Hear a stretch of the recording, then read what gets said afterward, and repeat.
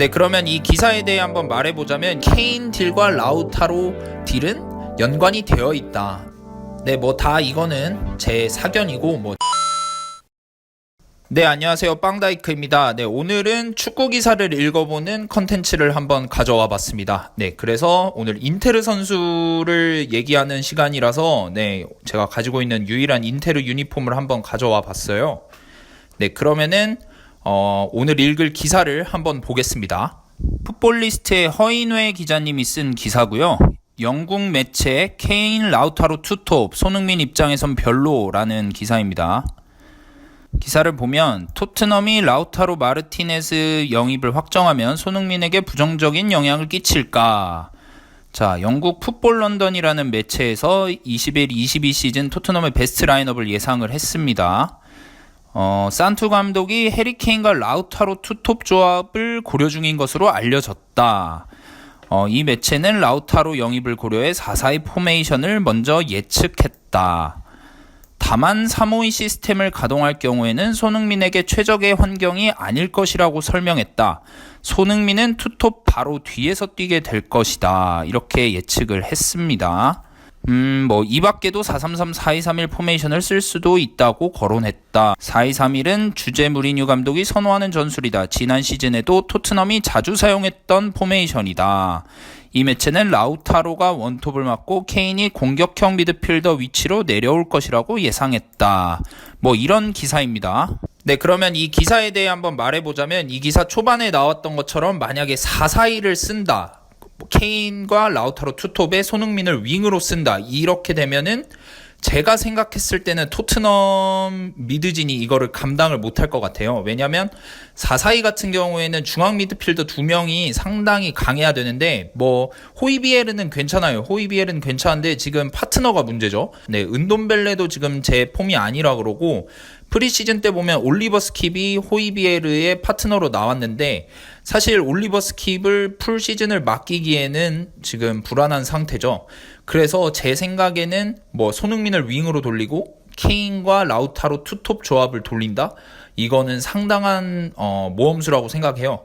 또 심지어 지금 중앙수비 라인도 지금 완벽하지 않죠. 토비도 팔았고 다이어가 중앙수비를 봐야 할 상황인데 사실 다이어도 그렇게 믿을 만한 중앙수비수는 아니죠. 그래서 제가 봤을 때 4-4-2를 쓰면 토트넘은 그냥 폭망이다 이렇게 생각을 합니다. 그래서 4-4-2는 절대로 안 될 것 같고 그나마 이제 여기서 얘기한 3-5-2 포메이션이 좀 괜찮지 않을까 라고 생각을 해요. 케인과 라우타로 투톱 조합을 쓰기엔. 왜냐면 이제 라우타로 같은 경우에 지난 시즌 콘테 감독 밑에서 3-5-2 포메이션에서 상당히 많이 뛰었어요. 루카쿠랑 짝을 이룬다든지 알렉시스 산체스랑 톱을 이룬다든지 이렇게 3-5-2 포메이션에서 상당히 많이 뛰었는데 거기서도 되게 준수하게 활약을 했어요. 리그에서 17골, 득점 8위에 올랐는데 이 정도면은 상당히 잘 했다고 할 수 있죠. 그래서 케인 라우타로 이렇게 투톱을 쓰면 투톱의 위력은 상당히 강할 거라고 생각해요, 저도. 근데 문제는 손흥민이죠. 이제 3-5-2를 쓰게 되면 손흥민을 만약에 윙으로 세운다.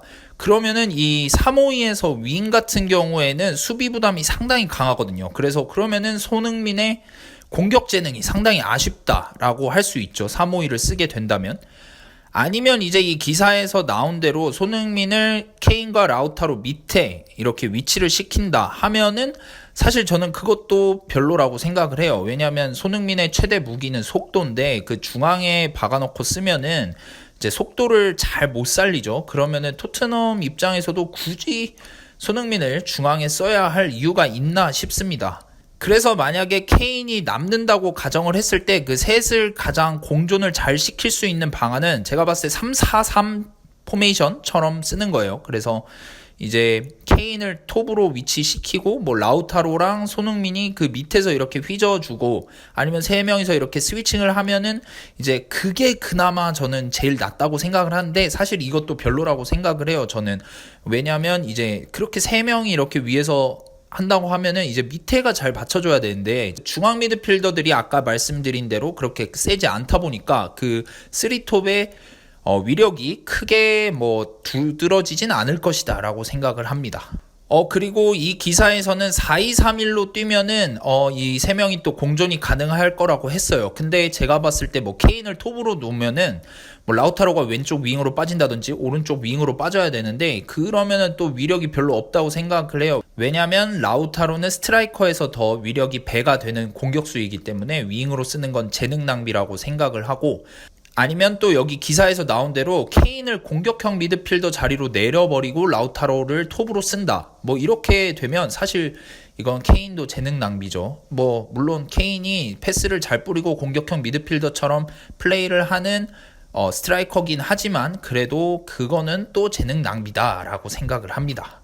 그리고 또 하나의 문제점이 과연 토트넘이 라우타로를 성공적으로 영입을 할 수 있을 것이냐인데, 사실 지금 인테르 같은 경우에는 주전 스트라이커인 루카쿠가 첼시로 강력하게 연결이 되어 있어요. 뭐 거의 이적하는 게 기정사실화처럼 되어 있는데, 여기서 라우타로까지 판다?